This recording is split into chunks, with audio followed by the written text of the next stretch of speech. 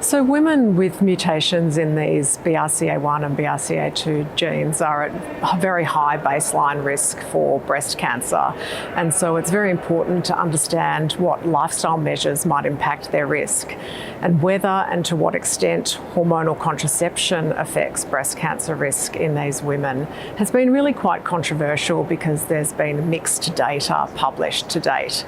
And this question is really a large unmet information need for these women in the clinic. So that really motivated this research, which pooled data from 4 large prospective cohort studies to really try to understand whether hormonal contraception increases breast cancer risk for BRCA1 and BRCA2 carriers.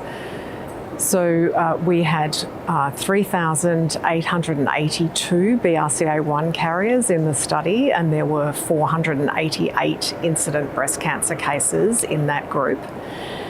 And we were able to show that there is an increased risk of breast cancer associated with hormonal contraception for BRCA1 carriers, with a 29% relative risk increase. And importantly, duration of use was important. So there was a proportional increase in risk of 3% per year of use of hormonal contraception. For BRCA2, we had a smaller sample size, so 1,509 carriers and only 191 incident breast cancer cases.